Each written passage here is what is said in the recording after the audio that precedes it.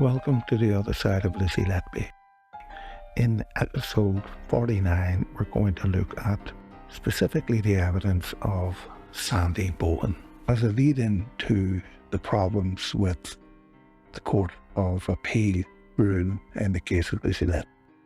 We've covered all of Sandie Bohin's evidence in other podcasts, and you can look them up and listen to them if you want.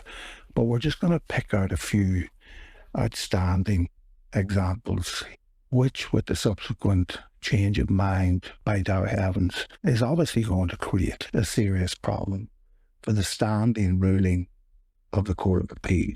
As I've said many times before, I know nothing about the law, and I care even less, except for two things: that it's just and considers only facts, not theories.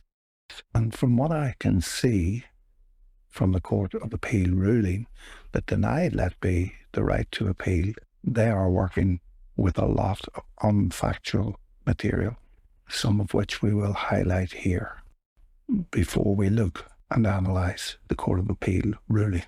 Now, we have to recall that Sandie Bohin is a practising neonatologist, has a degree in science, so unlike Darry Evans, it could be argued, there is no excuse that Sandie Bohin could make mistakes of the magnitude that she did. Given her undoubted expertise, there is no excuse for this, and she should have been there to correct Darry Evans, which begs the question, as far as I'm concerned, from one doctor to another, why she made the extraordinary claims she did. Now, if the best goalkeeper in the world saves 20 shots in a match, but lets in one, you would still say he was the best goalkeeper in the world. In other words, anyone can make a mistake. But if the same goalkeeper 20 times in a row turned around and kicked the ball into his own net, you would begin to question your judgment about the position of that goalkeeper in a league table of goalkeepers. But this was precisely what Sandie Bohin did. Time and time again, she actually put into evidence falsehoods. I can't know if there were mistakes, kicking the ball in your own net, or ignorance. In fact, it doesn't matter, because in science, it's not who says what, it's what they say that matters. So it doesn't particularly matter whether it was Sandie Bohin who made the howlers that she made, or Darry Evans. They remain gross descriptions of the truth that led to the conviction of Lucy Letby. And again, I find it puzzling, to say the least, that the Crown Prosecution Service would manage to find two people that would put at the top of a differential diagnosis diseases which had not been recorded before in favour of diseases that are recorded all the time. Yes, you might get one blethering idiot that could do that. What are the chances that you would find two that would do that? Now, it wasn't just Sandie Bohin that made howlers in their evidence, but because she was the first substitute for Martin Ward-Platt, Darry's go-to expert peer reviewer, she gave evidence in quite a lot of cases, and her contribution, indeed incredible contribution to Letby's trial, surely was crucial to the prosecution and therefore worthy of a reminder and a little look at Sandie Bohin's howlers. And why don't we start off with a couple of examples from baby A and baby B. According to the public record, Sandie Bohin told the jury that umbilical venous catheters and PICC lines did not move, or as they say, migrate, move to the wrong location, unless they'd been inserted for more than 2 weeks. So we have to chalk that one up to kicking the ball into your own net, because it is absolutely untrue and went unchallenged. And all of the stuff that I say here will be in the show notes. She said that the collapse of BBA couldn't have been due to a spontaneous desaturation because baby A hadn't had a previous desaturation, and because baby A was on caffeine. But every baby who has a desaturation has a first desaturation, which is no predictor of whether the baby is going to continue to have desaturations. And caffeine may reduce the incidence or number of apnea attacks, but it doesn't and can't eliminate them. So you're writing this down in your little iPad that they gave them, and you're writing down something that is not true. Preterm neonates, because they are not adapted yet to living outside the uterus, are at risk of sudden deterioration and death for no reason. So another one in the back of the net. She also misled the jury into believing that electronic monitoring systems for air embolism in pumps that would attach to giving sets in preterm neonates or anyone else would always stop air getting into the central line. And that's not true. It's another howler. And this is just two of the many, many in the case of baby A. In the case of baby B, the twin of baby A, one of her biggest howlers in the case of baby B was her claim that there is a risk of fatality with an air embolism in a preterm neonate, despite the fact that the foundation paper for this theory, the Lane-Tanswell paper, reported that 48 out of the 50 babies that had air embolism in that paper died at the time of the embolism. 75% of them were diagnosed at the time of the embolism, and of the few survivors, all of them died by 7 months of age. That is as close to a certainty as you can get. That's not a risk. And by reducing these staggering statistics from near certainty to a mere risk, she's encouraging people not to pay as much attention to air in central lines as they might otherwise. Another one in the back of the net. And then when we get to baby C, we find that a baby who is born at 800 grams and the 5th centile of weight, that means only 5% of babies born at that gestation will be at that weight or lower, and who had severe intrauterine growth retardation and placental disease, was a well baby. And according to Dr. Bohin's sworn testimony, was at risk of complications. There we are with that word, risk. So giving the impression that baby C would likely breeze through the Countess of Chester Hospital neonatal unit without the slightest hiccup. And this was despite the fact that the post-mortem found that the baby had widespread ischemic heart disease because of lung prematurity, and the presence of pneumonia on an X-ray, which she admits also effectively removed 50% of the lung capacity in the baby. That's not just one in the back of the net. That's one tippy-toed and headed into the back of the net. I doubt whether any other neonatologist in the world would consider this baby as anything other than at the highest end of risk for mortality, which is what the parents should have been told at the time. Apart from herself and Dowie Evans, this is a truly staggering position for a neonatologist to hold. She actually said that baby C's breathing was quite stable despite having only one lung working. She stated clearly that in the notes for baby C, she could find no systematic way by which the staff managed the inevitable abdominal distension in this baby. What she actually said was it was not clear from the notes how long, or if at all, free drainage of the air with the nasogastric tube was in place. And as a consequence of that staggering discovery, she said the most likely cause of death was the injection of air into the baby's stomach. But sadly, she too didn't read the notes that showed that Lucy Letby wasn't on the ward when this error accumulated, which means, according to Sandie Bohin, that there were 2 murderers on the ward. When Benjamin Myers said to Sandie Bohin that the markers for infection had risen in the 24 hours before he died, that the blood gases had deteriorated, and that the platelets had dropped below what is acceptable, that is, thrombocytopenia, likely disseminated intravascular coagulation, Dr. Bohin told the jury that these were not signs of illness in the baby, which is an overhead kick into your own goal, and an opinion unique to Dr. Bohin. In the case of baby D, not only does she kick the ball into her own net, she pulls it out and kicks it back in again, because she's in a constant argument with herself.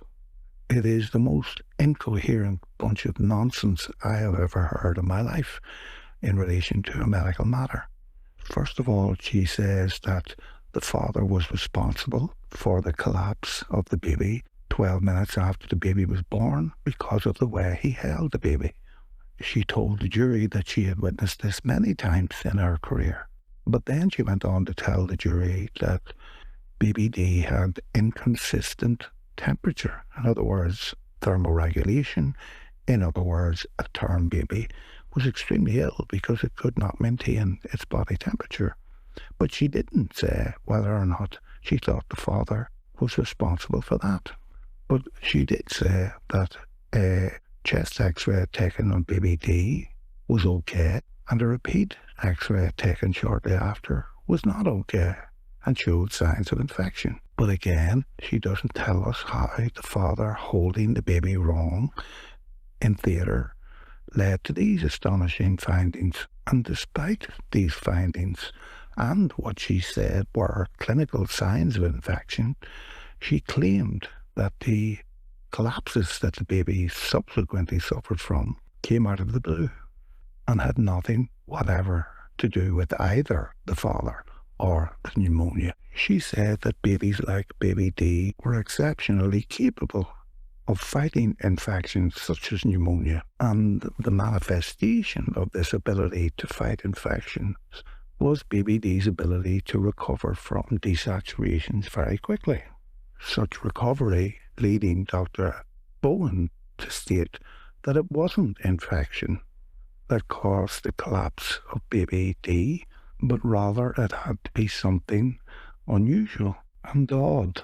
But the only unusual and odd thing is that any doctor would hold that view, that having said that the baby had clear signs of infection, and the infection had shown itself on an x-ray, she changed her mind when talking to Benjamin Myers to say that the baby didn't have infection, but rather had something odd and unusual.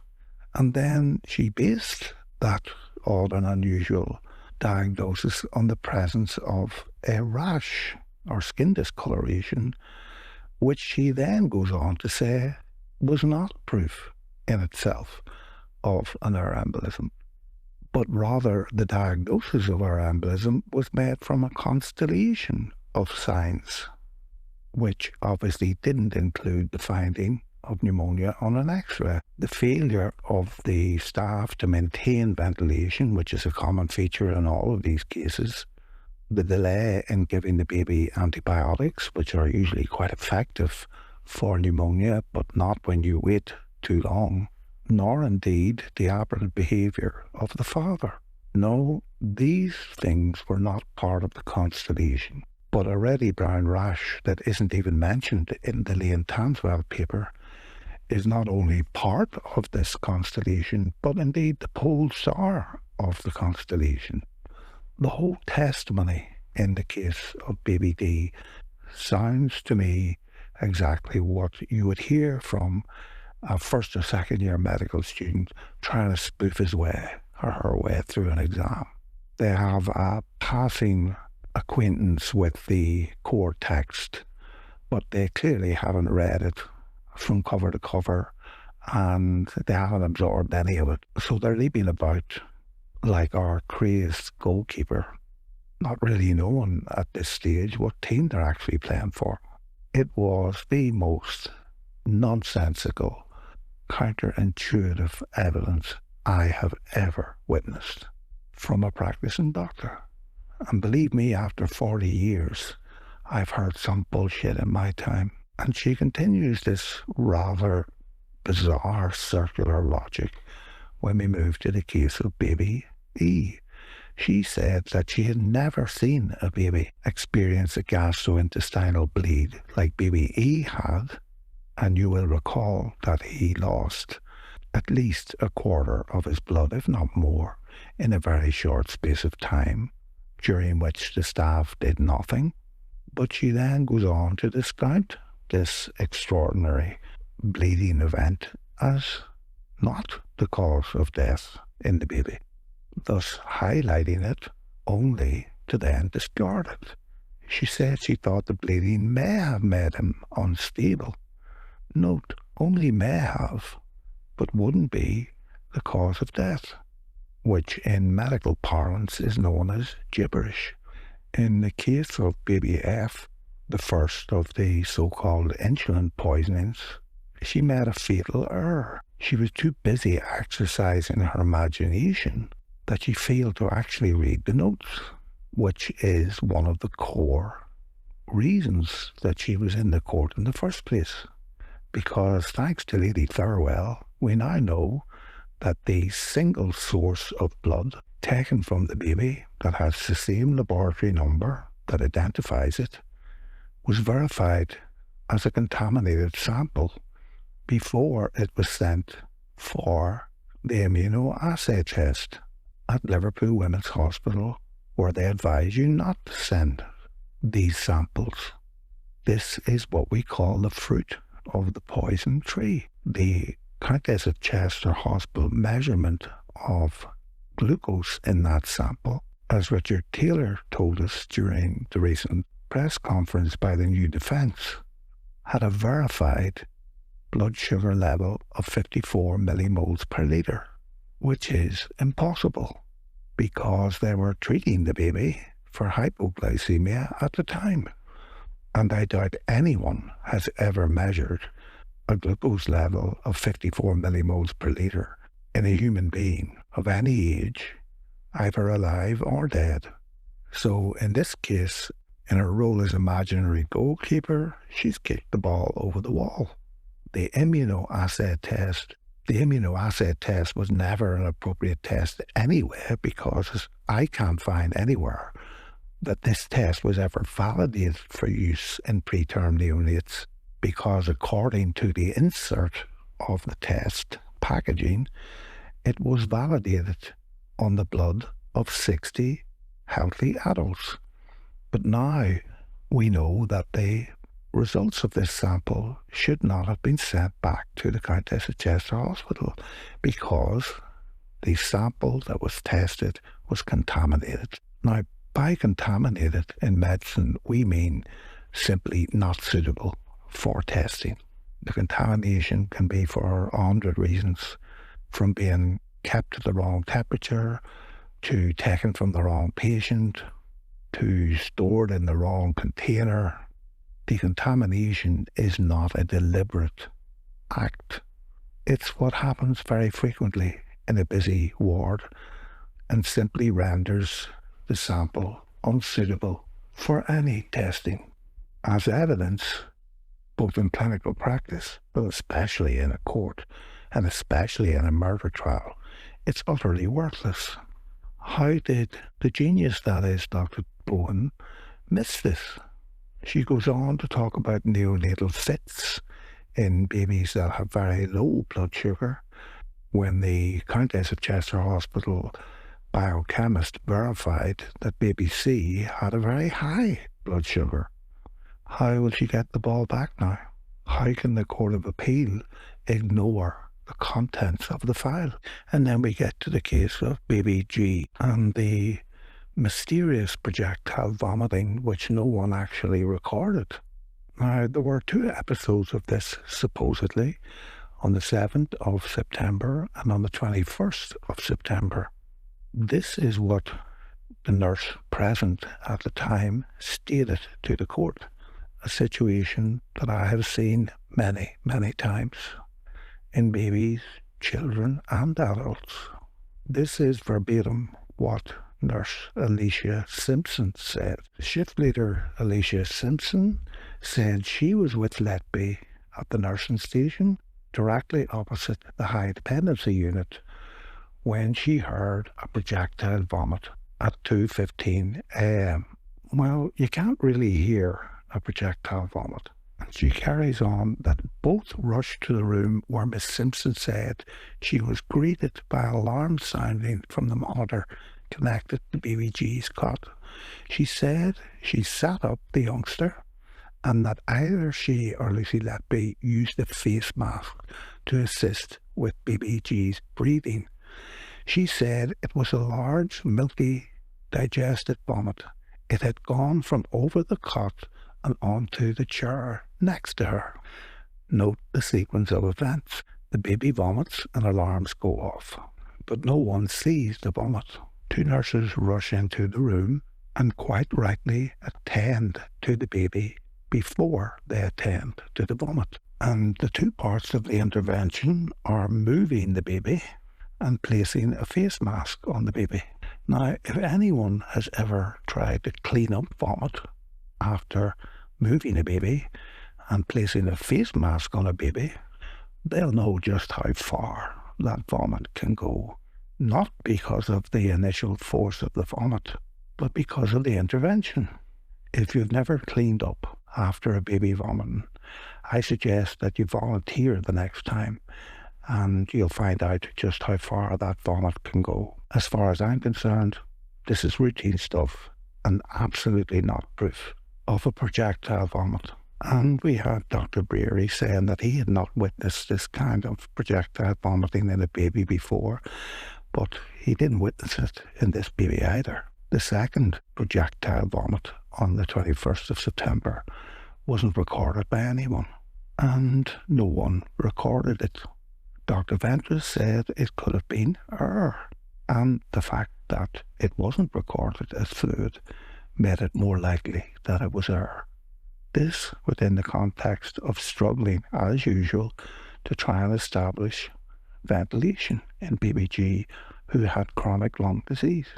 But now we have Sandie Bohin, who wasn't actually there at all, and definitely didn't see any projectile vomiting. She comes in with the explanation.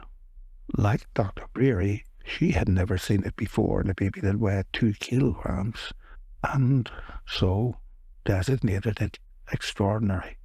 I think a better word would be incredible. And she is basing her opinion on the same thing I'm basing my opinion on. The fact that no one actually saw any projectile vomiting, which, believe me, when you do see it, is quite spectacular. Dr. Bohin first says that baby G, from a respiratory point of view, was very well, despite the fact that the baby had chronic lung disease, which is permanent scarring of the lungs, which greatly diminished their function and which does not heal. And she profoundly states that the milk from this projectile vomiting, which no one's seen, had to come from somewhere. And the vomit has to go over the side of a cot, onto the floor and onto the chair. And I've just told you why that usually happens. Dr. Bohin has also added the floor, which was not in Alicia Simpson's original description of the event and wasn't in any description of the event of the 21st. And she says to achieve this, a considerable force had to be generated inside the stomach from the 2 kilogram baby. Sandie says that a considerable force would be needed to produce such a vomit. But we have to return to Sir Isaac Newton again and get an estimate of the amount of force that would be needed to generate such a vomit. And because we don't have all the information, since no one witnessed the projectile vomiting, we can only do an estimate. But the estimate is derived from force equals mass by acceleration. So if we consider the mass of 45 mils or 45 grams of milk, and we say that it was throwing 1 metre in 1 second, that's 0.45 newtons. Well, believe it or not, pressing the key on a keyboard requires 0.45 newtons, which is not unsurprisingly a lot of force. But Sandie goes one better, of course. She said there had to be much more than 45 mils of milk, even though no one measured the quantity of milk at the time. So Sandie speculates that there is more, much more milk than the baby received in its prior feed. And when Ben Myers asks her if there was an innocent or alternative explanation for a projectile vomit in a preterm neonate, that, by the way, there are no citations in the literature describing, she said, no, there couldn't be an innocent explanation. And then she takes a penalty shootout into her own net in order to explain this by contradicting herself entirely. She says to Ben Myers, no, as the stomach was empty. We have now moved from the milk had to come from somewhere to the stomach was empty. And the reason she gives for the stomach being empty was that the pH reading was 4. If there was milk in the stomach, she says, it would have neutralized the stomach and the pH reading would have been higher. I think the stomach was empty and she was given excess milk and possibly air which distended the stomach, meaning she believes that the stomach wasn't empty. And Sandie's basis for this belief was the pH was 4, indicating that there was no milk present and simultaneously there was milk present. We have to understand that the purpose of all of this is to maintain that baby G was healthy, even though baby G was only 2 kilograms, meaning that the baby had gained only very little weight since her birth. But at the same time, she was tolerating feeds very well. But if she was tolerating feeds very well, she would be gaining more weight. And her stomach was empty because the pH was 4.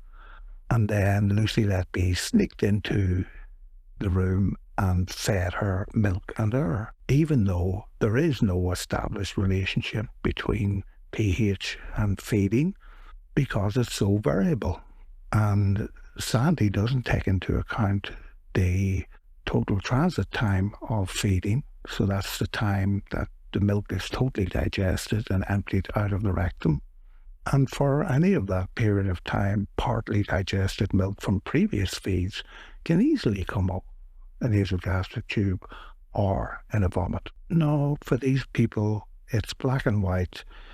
The only explanation is that Lucy Letby went into the room and injected milk or air, which is gibberish. And unfortunately for Sandie, the main witness has since withdrawn that as a cause of harm, and basically he doesn't believe anymore that Lucy Letby injected babies with milk and air. But Sandie surely has to disagree with him because, according to her, it's basic arithmetic, as if anything in the human body was basic arithmetic. Sandie says, I think the stomach was empty because she had a pH of 4, even though there's no relationship between the two, as I've said, and that Letby put air and milk in, and that's what we've seen in the very forceful vomiting that wasn't witnessed by anyone, and the second of which incident wasn't recorded by anyone. Letby apparently said that babies take on a lot of air when they vomit, but Sandie said that they don't. But sadly for Sandie, the truth is that they do. It's called aerophagia, and it happens in preterm babies all the time for multiple reasons: crying, feeding, suckling, vomiting. They all increase the amount of air that is swallowed by a baby. Another own goal, I'm afraid, for Sandie. And when Myers cross-examines Sandie, Sandie admits that we don't actually have any quantitative measures that we can assign to observed volumes or perceived volumes of vomit in babies. In other words, they're classified according to belief. They are, in fact, subjective measurements, and as such are not reproducible, meaning they are not scientific measurements, which also means that you don't need an expert, because belief is, as I say, subjective. And sadly, for Sandie, because we could carry on with this all the time, when baby G was at home in October, the mother recorded a projectile vomit, which Sandie had to admit that she had overlooked. What a tangled web we weave. Overlooked, verified, contaminated bloods, overlooked, verified, repetitive projectile vomiting. Should the NCA look for their money back? I don't know. But this, to me, is so contrived. And I think every doctor who's looked after small babies and even bigger babies, they can vomit a huge amount, despite not feeding, even for days.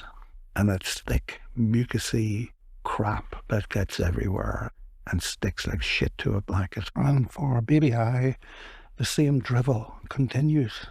It's truly astonishing. And we have the same screw-up in the records. Dr. Bohin described routine or normal or typical abdominal distension in baby I as suspicious on the 23rd of August. But exactly like baby C, Lucy Letby wasn't on. Ergo, there must be 2 poisoners, 2 baby inflators on the ward. And then we have the same petulant drivel from a so-called expert, as Benjamin Myers points out what's actually in the notes.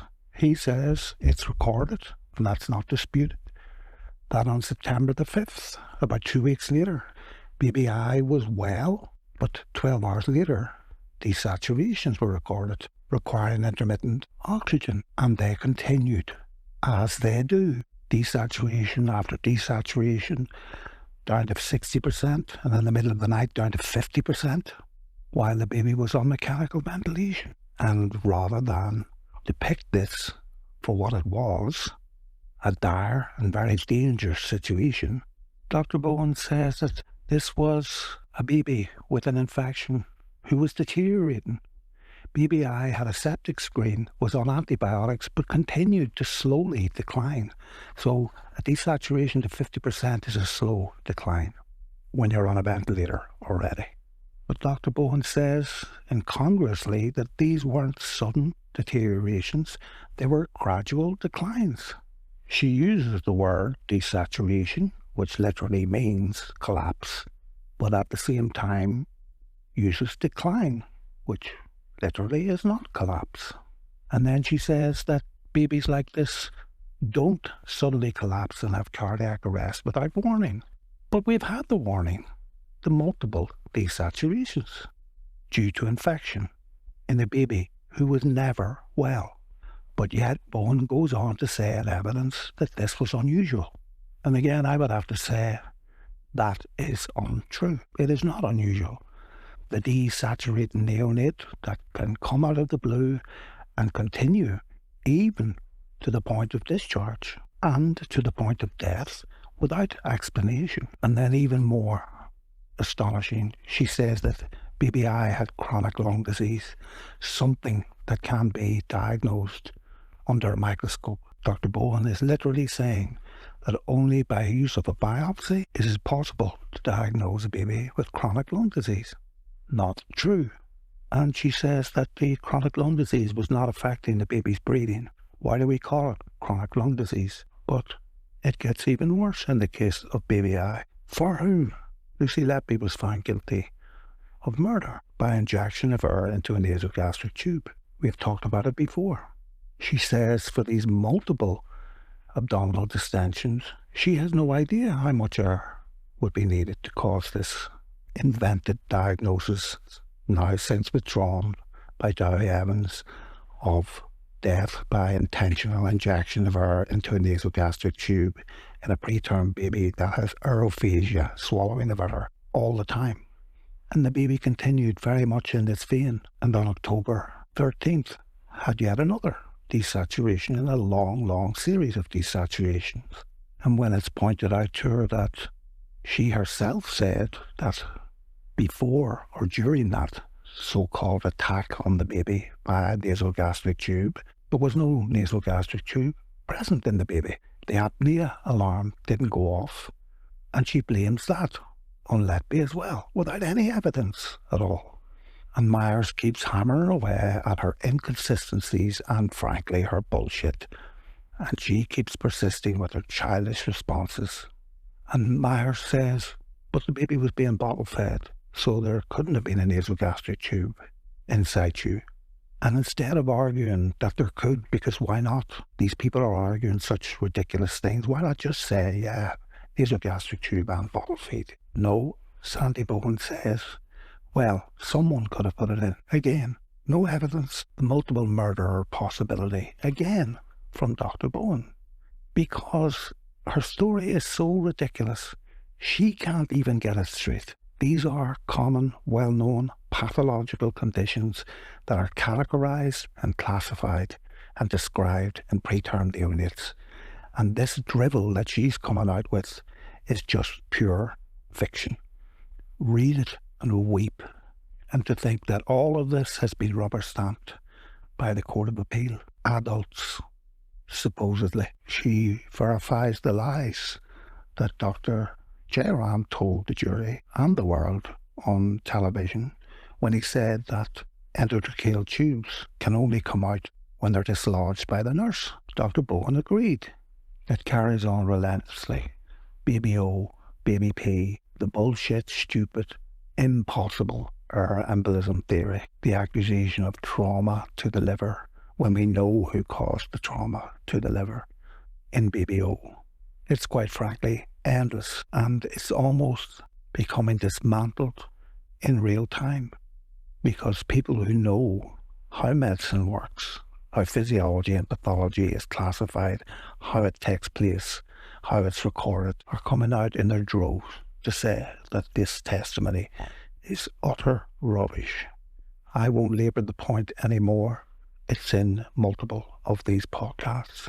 But it begs the question, how did we manage to get an expert witness, Dowie Evans, and another expert witness who would peer review Dowie Evans or the other way around to say exactly the same thing?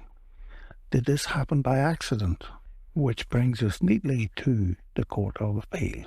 So I'm going to skip all the crap that precedes the introduction to the Court of Appeal ruling. Now, I know that lawyers are going to have a completely different view on this than I am, because I have completely different views on science than they do. But the introduction starts, the applicant was a qualified nurse working at a neonatal unit, the unit at the Chester Hospital, the hospital. She was charged with 22 counts of murder or attempted murder in respect of 12 babies. The prosecution case at trial was that between 2015 and 2016, the applicant serially harmed babies in her care with the intention of killing them.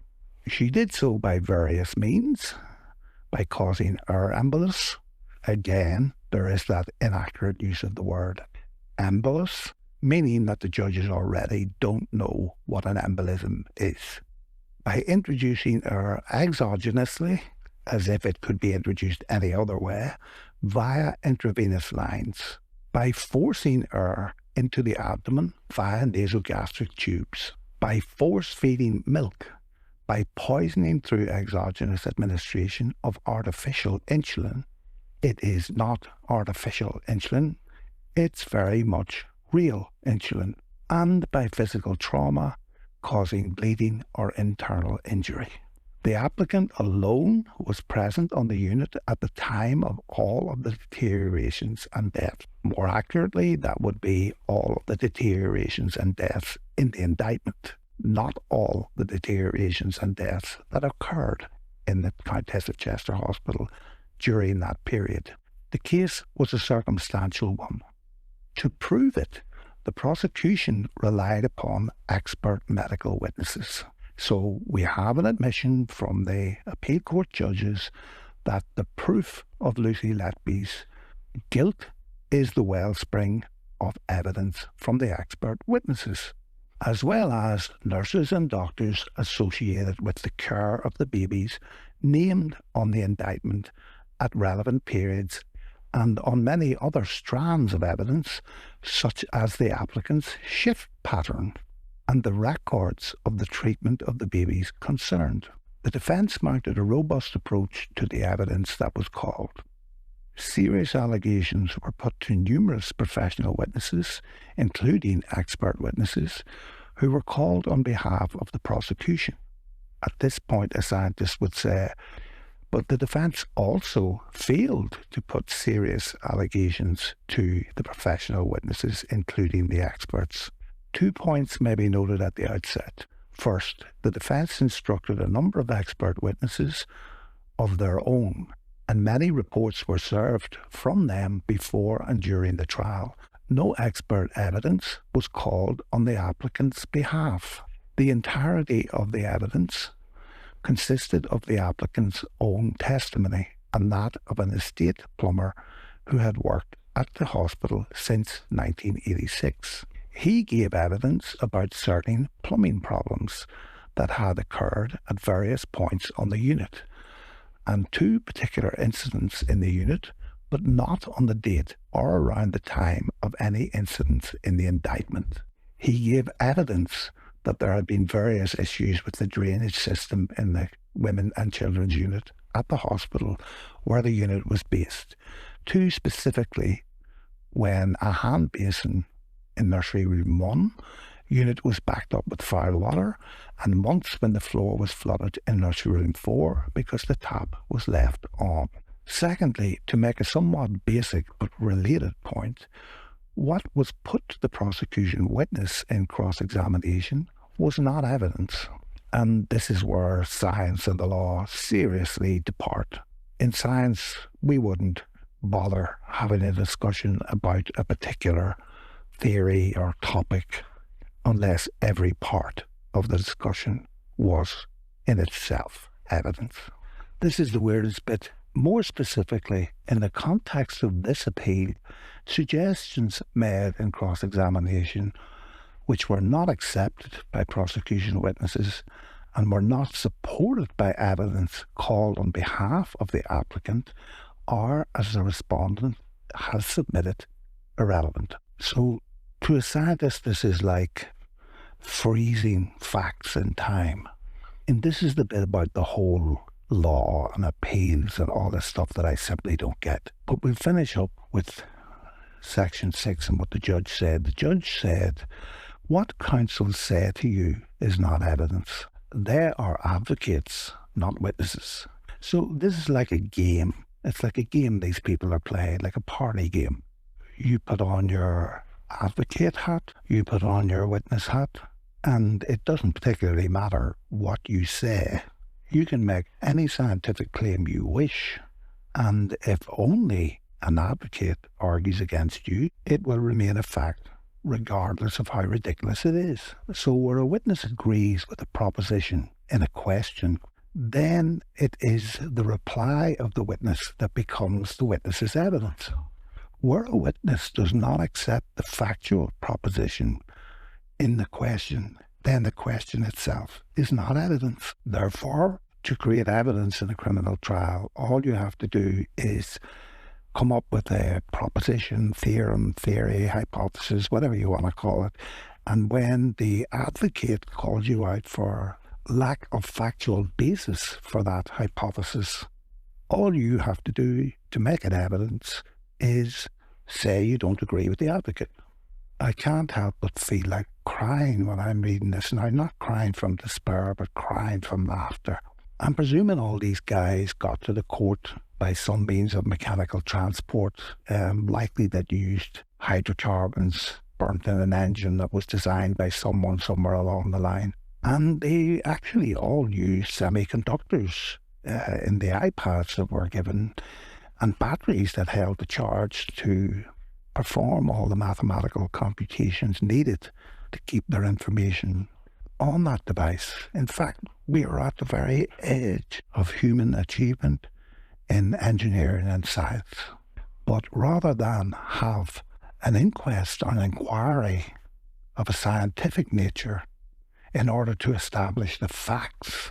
We're going to instead have a game called circumstantial evidence. And they crown it all off by saying that the advocates cannot give evidence of what did or did not happen. They can only make submissions on the evidence and invite the jury to make conclusions about the evidence. So let's put the geocentric nature of the Earth in the solar system into that format for discussion. The geocentric versus the heliocentric debate in science involves the belief that either the sun rotates around the Earth or the Earth rotates around the sun. The experts in regard to all of this, the Dowie Evans and the Owen Arthurs, held the belief that the sun rotated around the Earth. And the basis for the belief was the circumstantial observation that the sun appeared to rise in the east and set in the west. But as technology progressed in this saga, people like Galilei were able to use primitive telescopes and observe the movements of the moons of Jupiter. About a decade later, Kepler published the 3 laws of planetary motion, which had improved on the work of Copernicus. And finally, we go back to our old friend Isaac Newton, whose work on the laws of motion and gravity, universal gravitation, published at the end of the 17th century, provided the physical explanation and mathematical proof of the heliocentric model. And as history shows, there were quite a few Jesuit and other papal scientists who knew that the heliocentric model was correct, but who provided expert witnesses to the Inquisition, a legal body, to ensure that every expert who gave evidence for the Inquisition would deny the heliocentric model. And this persisted up until the 19th century in Spain, whereby the geocentric model of the solar system was accepted throughout the world, and the body of knowledge which scientists developed over time to prove it absolutely can be found in practically any library outside of Spain. But in order to be correct, in a court of law, all a scientist had to say was that he didn't agree with it. The advocate could put in front of the scientist, if he was brave enough, treatise after treatise, hypothesis after hypothesis, and maths after maths to show that the geocentric or Earth-centric model was totally incorrect. And all the expert had to say was, I don't agree. And the I don't agree was the bit that went into evidence. So it would appear that we have a long judicial history of putting into evidence facts that people know are not facts. And that is simply by means of process and not an attempt to get to the truth, which is basically what the judge told the jury in this case. You don't have to listen to anything that the advocate says and assume that there is any factual basis to what he's saying. If the expert says it isn't correct or is correct, that's the basis on which you can judge fact. Who the hell dreamed up a system like this? Why is it not mandatory in 2023 that all findings of fact are determined only by robust scientific debate, where opinion has no place at all? I've just given you multiple examples of where experts or fact witnesses, people capable of creating facts in evidence, were entirely wrong and were not constrained in any way to stick to the facts. They could and did, with the examples I've shown, create facts. So right from the get-go, in the introductory paragraph of this ruling, I can see a massive flaw in the process. Facts, or the provenance of facts, would seem to be of secondary importance in a trial. And that's not supposed to happen either. I don't believe that it's intentionally part of the process, because it's my understanding that expert witnesses are supposed to be friends of the court and that they're not supposed to work for either side. And people like Darry Evans and Sandie Bohin repeatedly said in their evidence that they were impartial with regards to matters of fact. But that's clearly not true. The single example alone of Sandie Bohin telling a jury that umbilical venous catheters and PICC lines cannot move for at least 2 weeks is a perfect example of that. If a legal case in the United Kingdom can allow untruths to become part of the evidential basis for a conviction, then the English legal system is inherently unfair. The advocates, the judges, the officers of the court, the government, everyone relies on the integrity of science. Every time they get on an airplane, every time they get in a car, every time they use an iPhone. And therefore, inherently, they know the importance of facts. But yet it seems to me they've created a legal system where facts are more flexible than the precision they require to provide safe use of technology in their own lives.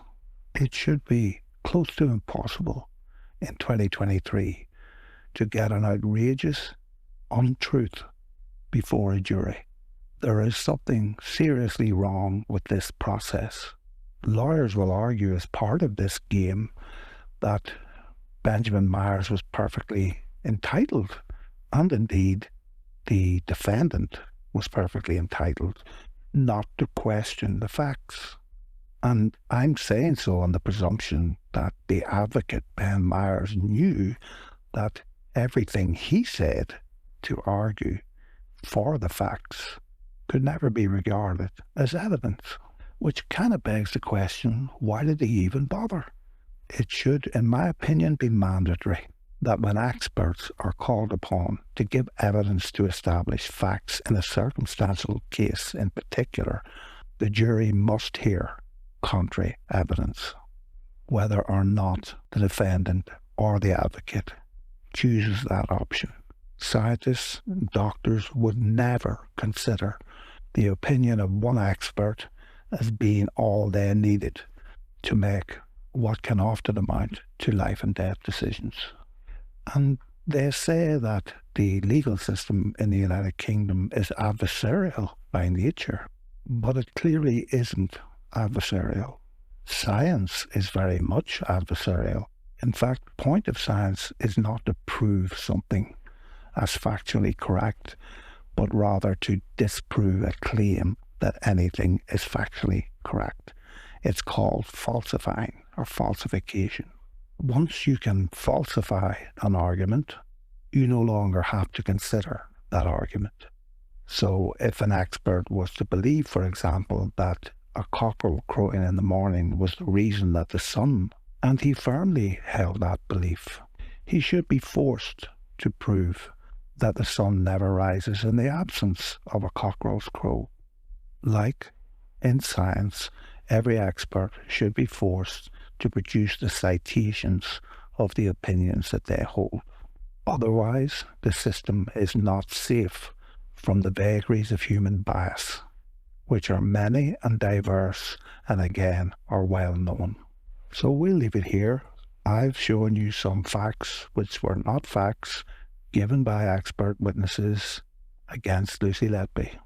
They still remain not facts, and she is denied a right to establish that they're not facts. Looking at this whole trial, a scientist would think that this is quite easy to undo. There's been a huge mistake here because an awful lot of assumptions have been made that are incorrect, and the jury has been misinformed on the basis of facts. But apparently that's not so. The law seems to be more interested in process than outcome. And whereas in science, process is very important, in science we say that it doesn't matter how beautiful your theory is. If it doesn't yield results under examination by the scientific method, then it ain't worth a damn. Albert Einstein once said that if you're out to describe the truth, leave elegance to the tailor, and to make everything as simple as possible. In the same speech, he also said that the efforts to strive for truth has to precede all other efforts. And I'm afraid for me, as a scientist, this trial did everything but that. So we'll continue to work our way through this appeal court judgment and look at what was said and what wasn't said by these appeal court judges. I don't even know who they are. I'm not interested in who they are. I'm only interested in facts and their interpretation of facts and what they allow to become facts merely because someone said they were facts. And I suspect it's likely to take some time. So we'll see you in the next episode. Bye.